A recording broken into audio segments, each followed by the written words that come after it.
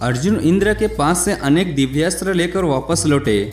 अर्जुन को वापस आया देखकर उसके भाई माता कुंती, द्रौपदी प्रसन्न हो उठे। दूसरी ओर दुर्योधन की पांडवों के प्रति ईर्ष्या दिन प्रतिदिन बढ़ती ही जा रही थी। पांडवों के वनवास काल में जो ब्राह्मण और ऋषि मुनि पांडवों से मिलने आते थे, वो उनकी सेवा भाव से प्रसन्न होकर हस्तिनापुर अवश्य जाते थे।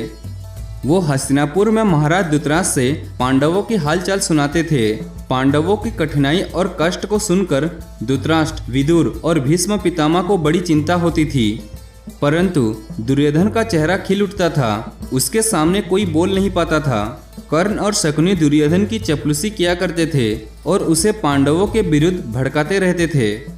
एक दिन दुर्योधन ने कर्ण से बोला, मित्र, मेरी बड़ी इच्छा है कि मैं पांडवों की दुर्दशा को अपनी आंखों से देखूं, उनके सामने अपने सुख और ऐश्वर्य का प्रदर्शन करूं। तब कर्ण ने उत्तर दिया, मुझे एक उपाय सूझा है मित्र। पांडव इन दिनों में देववत वन में हैं। वहाँ हमारे गालवों की कुछ विस्तरियाँ हैं। हम वहाँ अपने चौपायों की गिनती और देखभाल करने के बहाने में चले तो महाराज हमें अनुमति अवश्य दे देंगे। तब हम उनकी दशा निकट से देख पाएंगे। शकुनी ने कर्ण की बात समर्थन किया। वाह, बहुत सुंदर उपाय सूझा है। जीजाश्री को जरा भी शक नहीं होगा कि हम वहाँ क्यों जा रहे हैं। दुर्योधन ने कर्ण के बताया उपाय के अनुसार अपने पिता धृतराष्ट्र से चौपायों की गणना करने की अनुमति ले ली और अपने पूरे लव लश्कर के साथ देववत वन की ओर चल गए। शकुनी और कर्ण उसके साथ थे।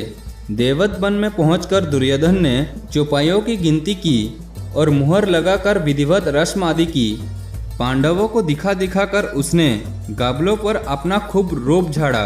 फिर सुअर की शिकार करने के बहाने में वन में उस जलाशय के पास पहुंचा, जहां एक और पांडवों का डेरा था और दूसरी ओर गांधार चित्रसेन ने अपना परिवार के साथ डेरा डाला हुआ था। दुर्योधन के कर्मचारी चित्रसेन के डेरे के पास दुर्योधन का तांबू लगाने लगे तो चित्रसेन के अनुचरियों ने उन्हें वहां डेरा लगाने के लिए मना कर लिया। इस बात पर दोनों ओर के अनुचरियों में कहासुनी हो गई और नौबत झगड़े की ओर आ गई। दुर्योधन ने क्रोध में भरकर अपनी सेनाओं को आदेश दे दिया कि गांधार राजा पर टूट पड़े। दोनों ओर की सेनाओं में घोर संग्राम छिड़ गया। गांधार राजा ने क्रोध होकर कौरवों की सेना पर ऐसी ऐसी मायावी अस्त्र से प्रहार किया कि कौरव सेना जान बचाकर भाग खड़ी हुई। युधिष्ठिर, भीम और अर्जुन दूर से ही देखते रहे। कर्ण और शकुनी भी दुर्योधन को अकेले छोड़कर भाग गए। चित्रसेन ने दुर्योधन को बंदी बना लिया। उसे बंदी बनाए जाते हुए देखकर भीम ने प्रसन्न हो उठा। अर्जुन भी हंसने लगा, किंतु युधिष्ठिर चिंतित हो उठे। वो बोले, भीम, दुर्योधन हमारा भाई है। उसकी दुर्गति पर हमें प्रसन्न नहीं होना चाहिए, हमें उसे छुड़ाना चाहिए। युधिष्ठिर की ये बात पर भीम ने बौखला गया। वो बोला, भ्राताश्री, इस दुष्ट ने आपके साथ कितना छल किया, उसे आप भूल गए हो। इसने हमें लक्षगृह में जलाकर मार डालना चाहा, मुझे खाने में विष दिया। चौसर के खेल में दुरात्मा शकुनी से आपको पराजित करके प्रिय द्रौपदी का भारी सभा में अपमान किया, फिर भी आप उसे छुड़ाने की बात कर रहे हो। तब अर्जुन ने बोला, शांत हो जाओ भीम, भ्राताश्री की बात को उल्लंघन मत करो। अगर ये कहते हैं तो हमें दुर्योधन को छुड़ाना चाहिए। युधिष्ठिर के आग्रह पर भीम और अर्जुन ने जाकर गांधार राजा को युद्ध के लिए ललकारा। उन्हें देखकर गांधार राजा ने मुस्कुरा के उत्तर दिया, हे सव्यसाची, मेरा इस दुरात्मा दुर्योधन से कोई बेरा नहीं है। मैंने तो इसे शिक्षा देने के लिए ये सब किया है। इसे अपने आप पर बड़ा अहंकार था। अगर आपकी इच्छा है तो मैं इसे छोड़ देता हूँ। गांधार राज के संकेत पर अनुचरों ने दुर्योधन को बंधन मुक्त कर दिया। अपमानित होकर दुर्योधन ने पांडवों का उपकार माने बिना हस्तिनापुर की ओर चले गया। मार्ग में कर्ण और शकुनी ने उसे मिला तो वो क्षुब्ध होकर बोला, कर्ण, अच्छा होता कि मैं गांधार के हाथ वहीं मर जाता। ये अपमान तो नहीं सहना पड़ता। कर्ण और शकुनी ने उसे समझा बुझाकर शांत किया और हस्तिनापुर लौट आए। कर्ण ने युद्ध में अर्जुन का वध करने का संकल्प किया। उन्हीं दिनों दुर्वासा ऋषि अपने 10,000 शिष्यों के साथ हस्तिनापुर आए। दुर्योधन दुर्वासा ऋषि के क्रोध को जानता था। उसने दुर्वासा ऋषि और उनके शिष्यों का भरपूर स्वागत किया और स्वादिष्ट भोजन कराया। दुर्वासा ऋषि ने प्रसन्न हो उठे और बोले, वश, हम तुमसे प्रसन्न हैं, तुम्हारी जो इच्छा है वो मांग लो। ईर्ष्या से जलते हुए दुर्योधन ने दुर्वासा ऋषि से बोला, मुनिवर, मेरी आपसे प्रार्थना है कि जैसे आप अपने शिष्यों के साथ यहाँ पधारे हैं, उसी प्रकार आप देवैत वन में जाकर युधिष्ठिर का आतिथ्य स्वीकार करें। तथास्तु कहकर दुर्वासा ऋषि चल गए। दुर्योधन चाहता था कि जब पांडव दुर्वासा ऋषि का आतिथ्य स्वीकार नहीं कर पाएंगे तो वो पांडवों को श्राप दे डालेंगे और वो नष्ट हो जाएंगे। दुर्योधन की प्रार्थना पर दुर्वासा ऋषि ने अपने 10,000 शिष्यों के साथ युधिष्ठिर के आश्रम पर उस समय पहुंचे जब सभी खाना खाकर विश्राम कर रहे थे। युधिष्ठिर ने प्रणाम करके ऋषि का विधिवत सत्कार किया। तब दुर्वासा ऋषि ने युधिष्ठिर से कहा, युधिष्ठिर, हम अपने शिष्यों के साथ स्नान करके आते हैं, तब तक तुम भोजन तैयार करके रखना। दुर्वासा ऋषि अपने शिष्यों के साथ स्नान करने के लिए नदी पर चले गए। युधिष्ठिर और द्रौपदी ने सोच में पड़ गए।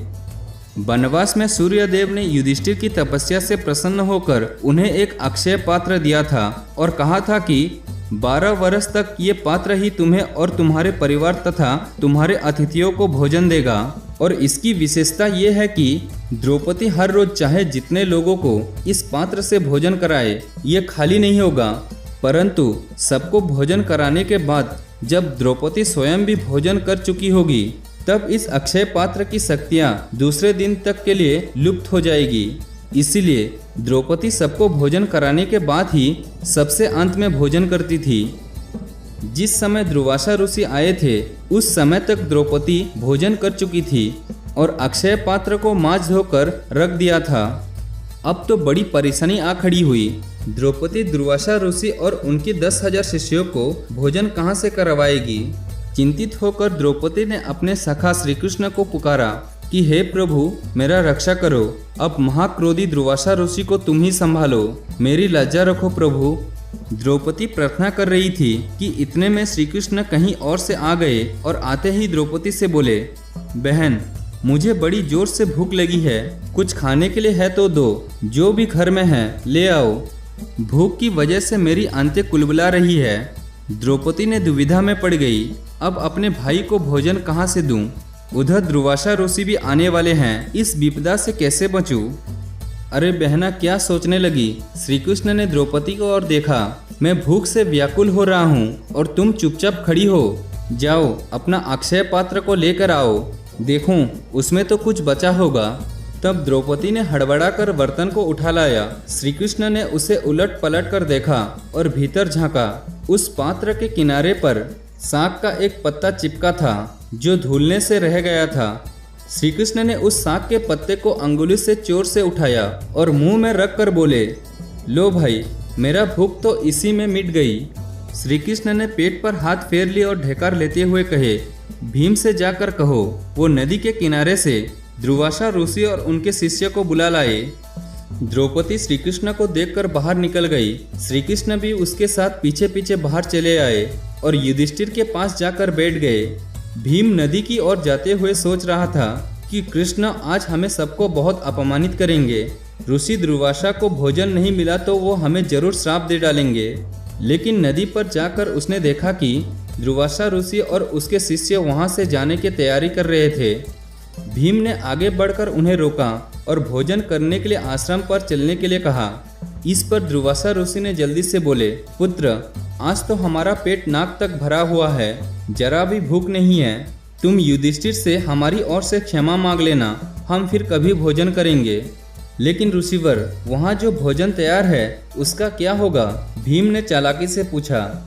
ऐसा कहकर दुर्वासा ऋषि मुड़कर देखे बिना ही तेजी से अपने शिष्यों के साथ वहां से चले गए।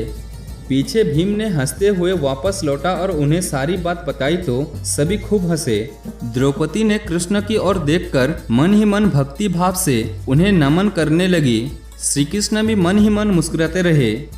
पांडवों की वनवास की अवधि पूरी होने को थी, कुछ ही दिन शेष रह गया।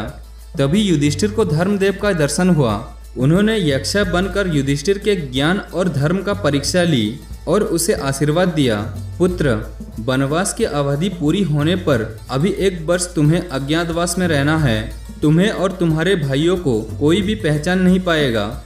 इससे तुम्हारा ये अज्ञातवास सफलता से पूरा हो जाएगा। मेरा आशीर्वाद तुम्हारे साथ है, तुम विजयी होगे। आशीर्वाद देकर धर्मदेव अंतर्ध्यान हो गए।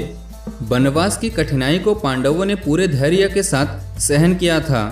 अर्जुन के पास अब दिव्यास्त्र थे और भीम के पास हनुमान का बल और घटोत्कच की मायावी शक्तियां थी। युधिष्ठिर ने वनवासियों से विदा ली और उनसे आशीर्वाद मांगा। सभी ने आशीर्वाद दिया। पांडव उनसे विदा लेकर चल पड़े। सबको देखते देखते वो घनघोर वन में पांडवों ने उनसे विदा लेकर चल पड़े। मिलते हैं अगले एपिसोड में।